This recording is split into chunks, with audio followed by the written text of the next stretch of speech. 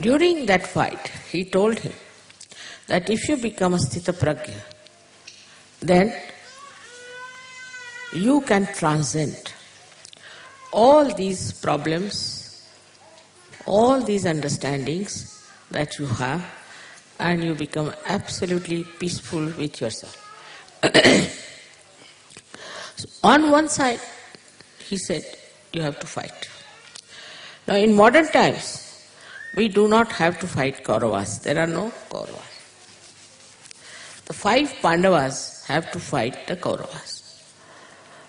So now what are these 5 Pandavas? They are our senses. Or we can call they are the cosmos divided into various elements. What's that? They have to fight. They have to fight the Kauravas, which are within us.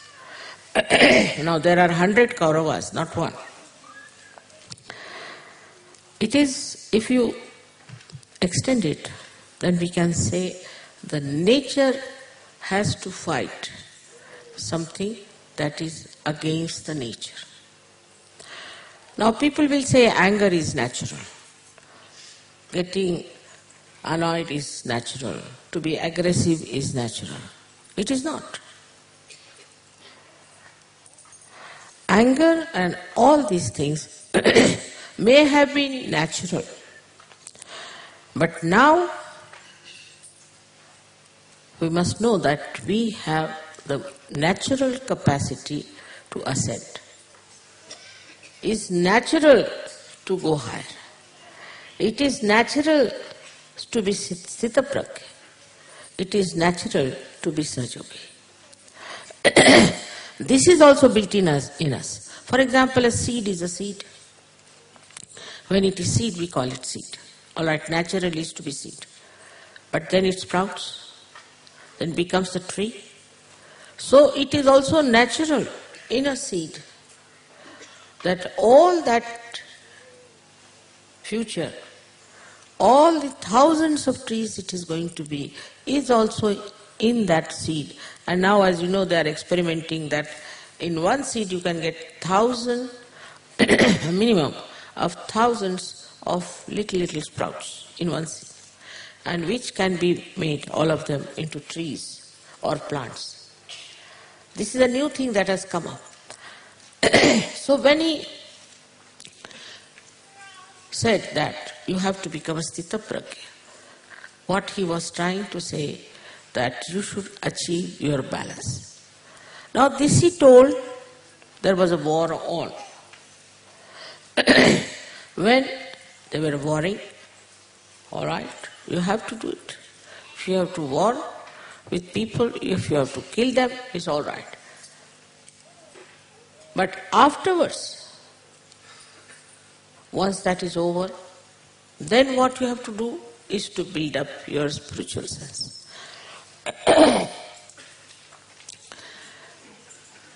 Now the building up of the spiritual sense is our work, and that's what we have to do. Not only Dharma. Many Sahajogis think that they are going in Dharma, so they are alright. They are working in Dharma, they are living in a dharmic life. They are. I am very surprised and happy that they are doing it. But that's not the end of it. That's the balance part, where you are balancing yourself. Now what you have to do is to go ahead and build up your spiritual self and spread it. This is the work of Sri Krishna also, because he is the one who communicates all over. As you know, America is communicating everywhere, in a wrong way, but it is. It has got computers, it has got this, all communication things it has done, because it is innately built in them to communicate. But because they don't believe in Sri Krishna, neither in Dharma, so the basis itself is wrong. And with this wrong basis, they have started spreading. with this very, very wrong basis. They have started spreading all kinds of filth and dirt and I don't know what to call it, which is against human beings, which is against our ascent, which is against God. And they are doing all this. Why? Why are they doing which they are not supposed to do?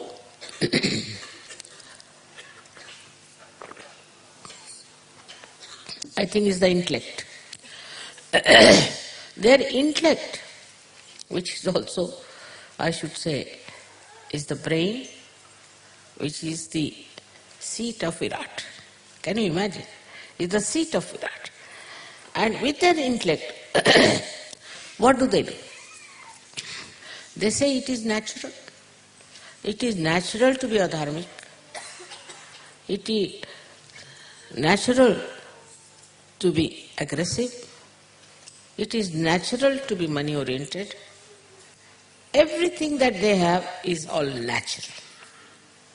Because according to them, with their intellect, they have somehow or other managed to convince through your rationality that this is the correct thing to do.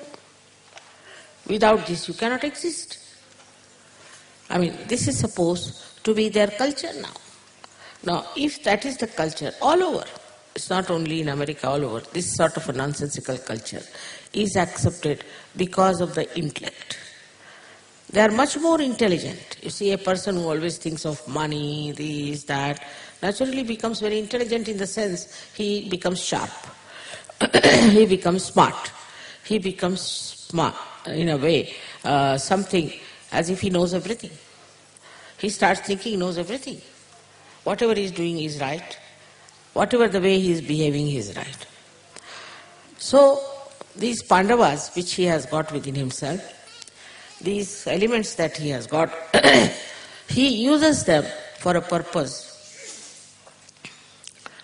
which is destructive, absolutely destructive, anti-God.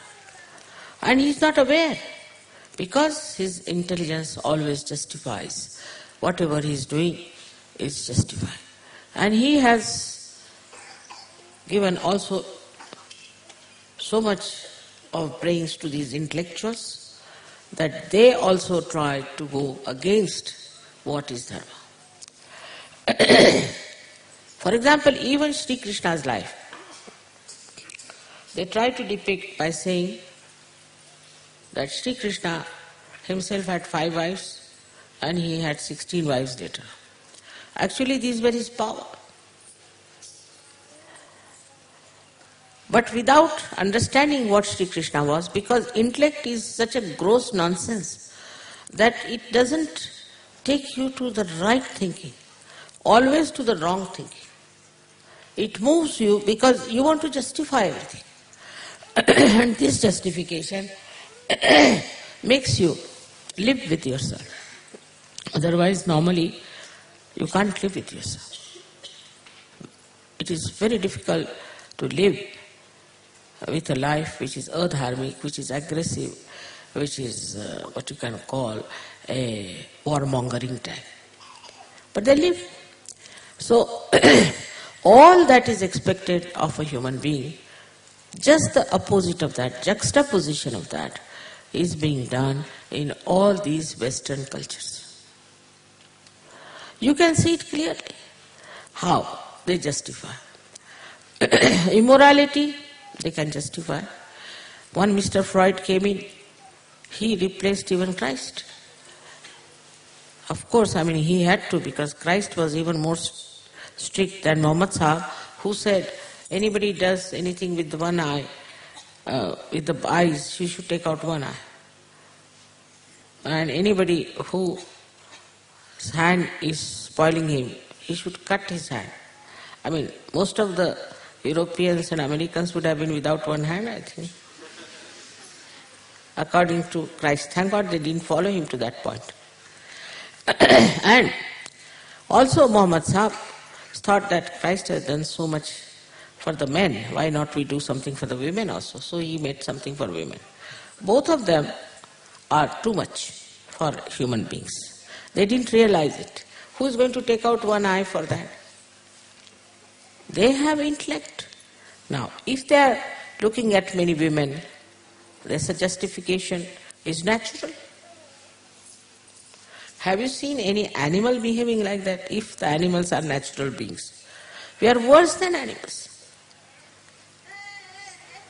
And what a mess we have created with this kind of understanding through these intellectuals who are trying to tell us something, and we accept.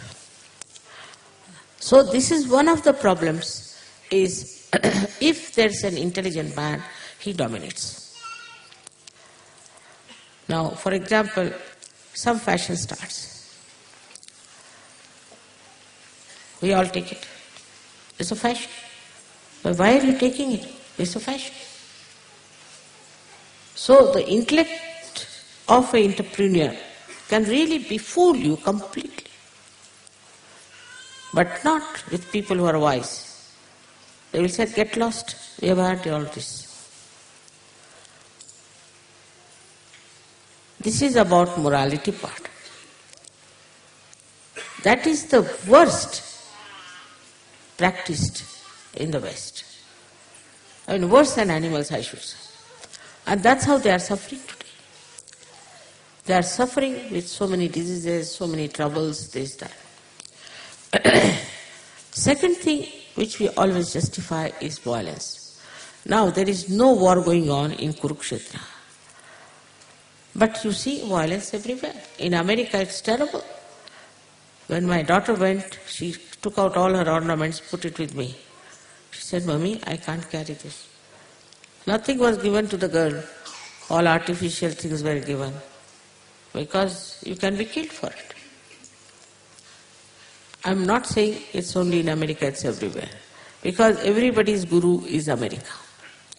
It starts from America, the Gurudom, and people just follow blindly. So the violence is now entering into our films, Indian films also, but now they have taken some objection. Maybe it is too much for us. But this kind of thing that you can kill anybody. So if you go on like this, you see, if that is the criteria of greatness, then Rwanda people should be placed highest in the evolutionary process. Killing somebody is not allowed. Thou shalt not kill.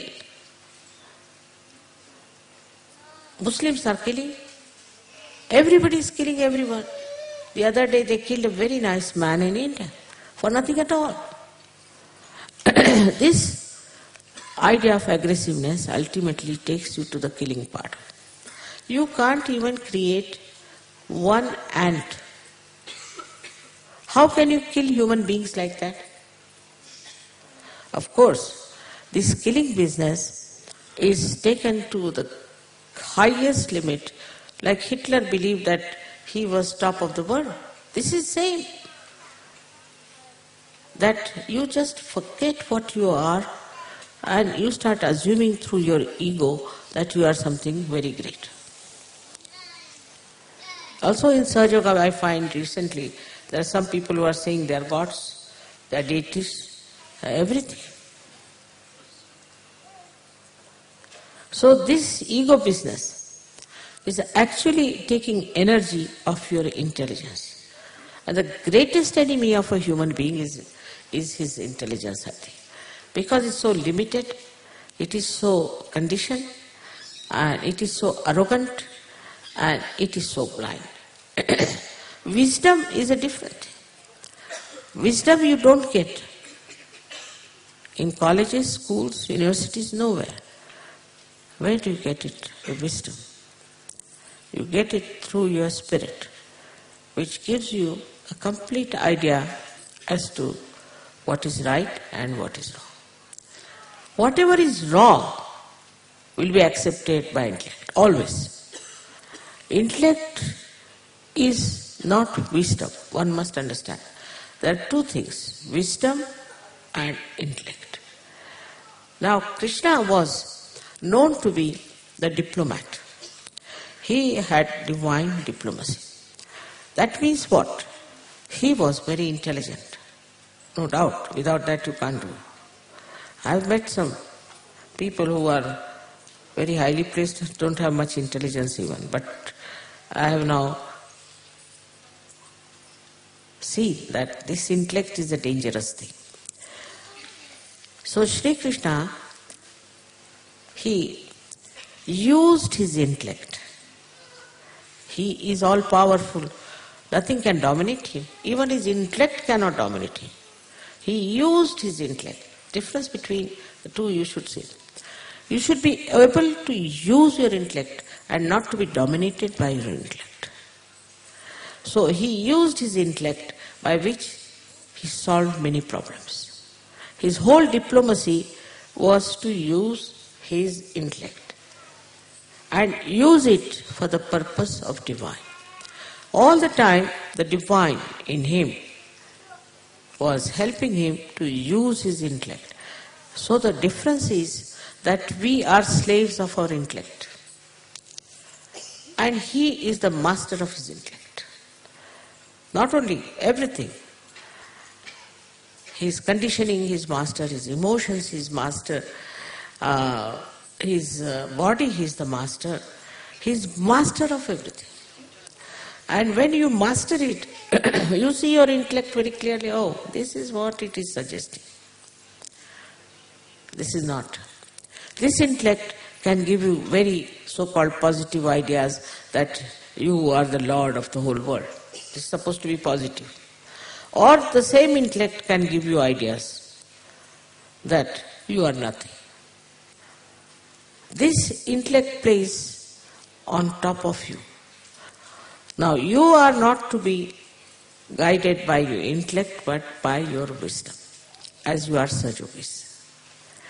So you have a very good instrument of feeling it. Through your vibrations you can make out what is good and what is bad.